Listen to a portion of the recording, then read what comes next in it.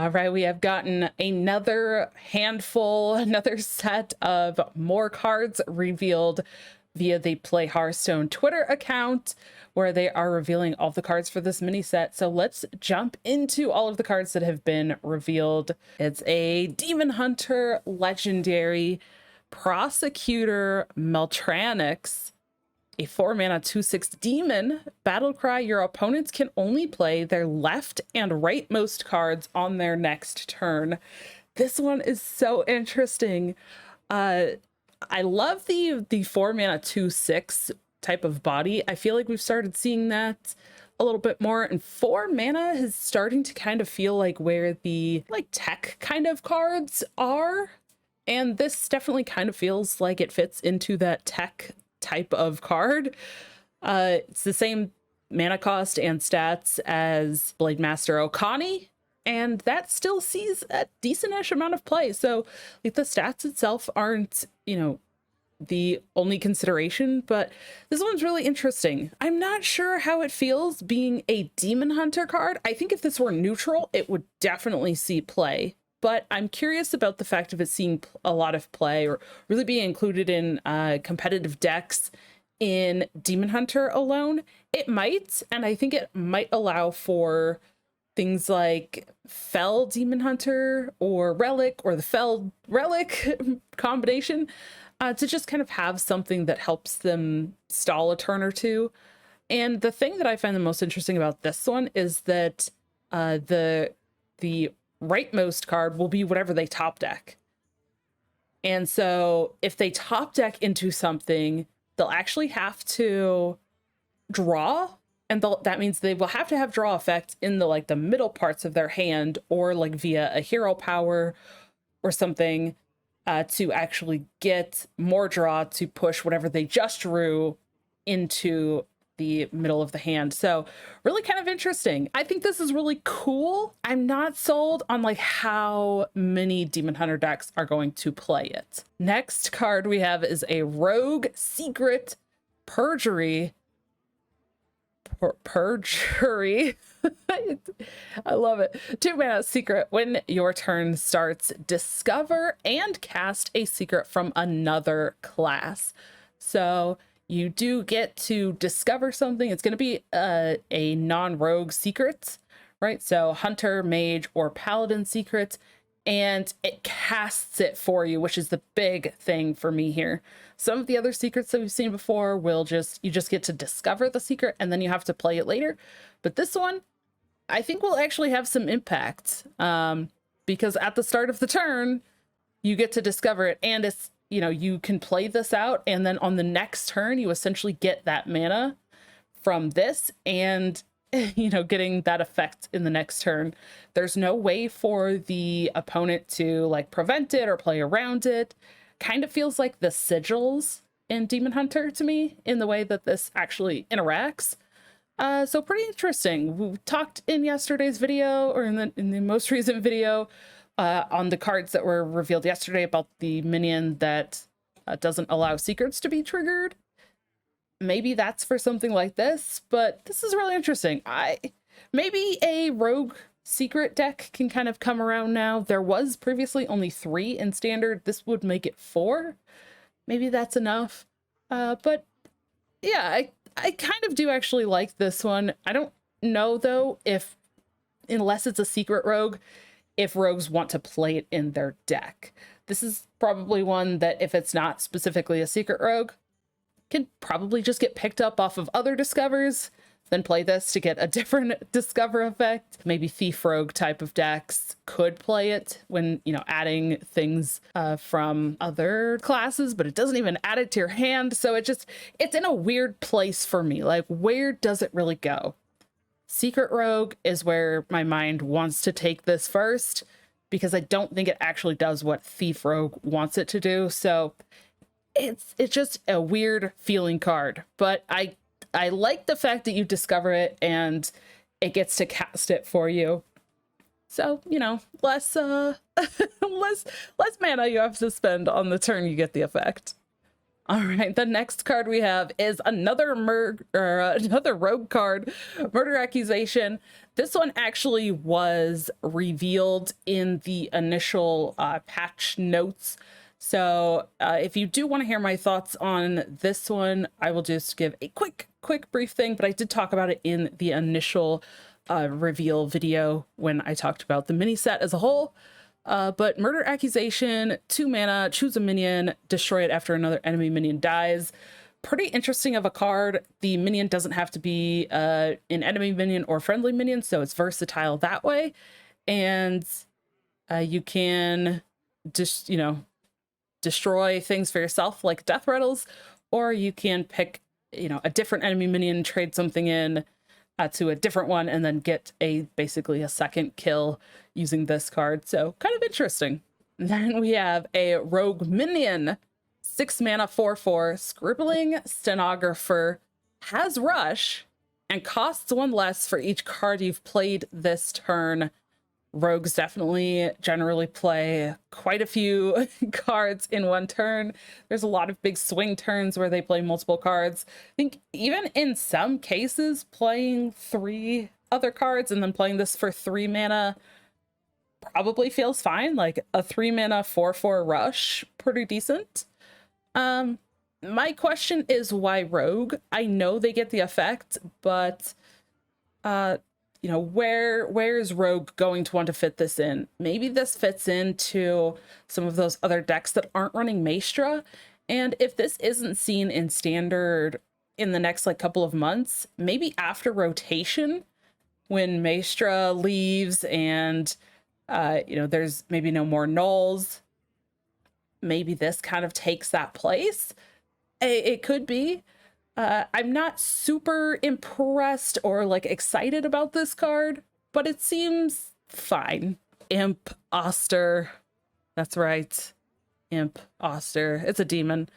2 mana, 1/1. Battlecry. Choose a friendly imp, transform into a copy of it. This is a really cool card. I have loved kind of transform effects and really getting to choose the mana cost of this. 2 mana seems fantastic.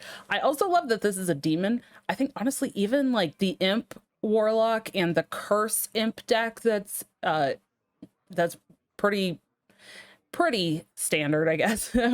Pretty common, doing pretty well in standard at the moment. Probably really would love this card. I could see actually choosing an imp that you have buffed off of the location and copying that. So, you end up with maybe a 6/6 or a 7/7 or 8/8 off of 2 mana. That seems pretty dang good. And it's also a demon. So in the curse imp block deck, there is a little bit of, demon type of synergy. Some of the versions are playing things like bartender, so maybe some decks actually can take advantage of having this as a demon as well. So I really kind of like this card. I think this is going to be pretty sweet, and probably a card that's going to be, honestly, probably a staple in Warlock for quite a while. We've got another Warlock card, and I have no idea how to say this.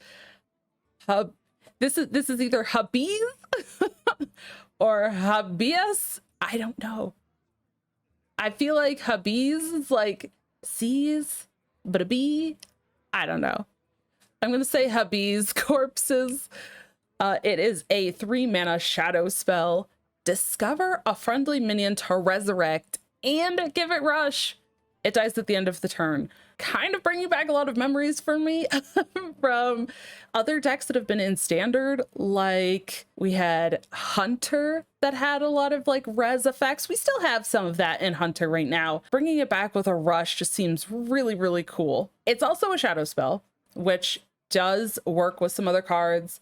I think actually getting this effect off of the little 2/1 demons that create that death rattle could be really interesting. I'm curious to see if that actually gives you a discover, or if it's just random at that point. If it, if something else creates that effect for you, it probably still would give you the discover effect. But resurrecting something with death rattle or some other type of effect that you want with the rush, or even maybe if there's a lifesteal, it's just a friendly minion. So this one isn't exclusive to demon or imps or anything like that. It's just a minion as a whole. So I think there's a bit more flexibility for ways to, build around this card as well. So really kind of like this one. Interested to see where it goes. And I'm being told it is pronounced habeas corpses. A fire spell this time around, 2 mana, Arson Accusation. Choose a minion, destroy it after your hero takes damage. This one seems really cool. Again, it's not choose a friendly or an enemy, it's flexible, so you could use it on your own minions, like I talked about with the other card a little bit ago, right? You can use this effect and then do your hero power so that your hero takes damage, and then that minion is dead. It's gone. This feels pretty good. Unfortunately, all of these things that target aren't going to be able to hit immune minions. So if there is, an Onyxia, or if somebody gets the jailer effect off and their minions are immune, you won't be able to target the enemy minions, but you could be able to use this on your own minions as well. So triggering your own death rattle effects, various things like that. And it's cheap and it's a fire spell. So if there is synergy and things for using different spell schools, this might fit in that. And the cheap cost makes it a little bit more flexible. Looking at priest spells, we have a 3 mana holy spell, Clear Conscience. Give a friendly minion +2/+3, and only you can target this with spells and hero powers. So in a way, it kind of gets that immune effect. Your opponent can't target it. Seems like there might be an increase in the amount of immune type effects. This is a pretty good one, honestly. I would pay 3 mana for the +2/+3, and the fact that it's a holy spell, I think, works in a lot of ways for priest.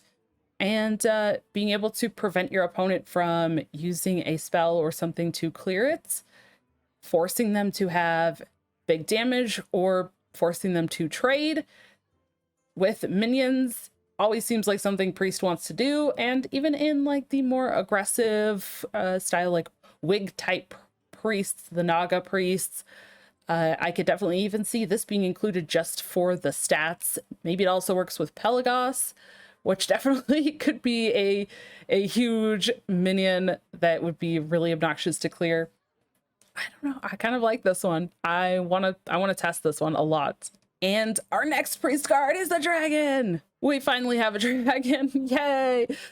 I don't know if it's going to be enough to actually bring dragon priest back, but here it is. Incriminating Psychic. It's a 4 mana 2/6 with taunt and a death rattle. Copy a random card from your opponent's hand.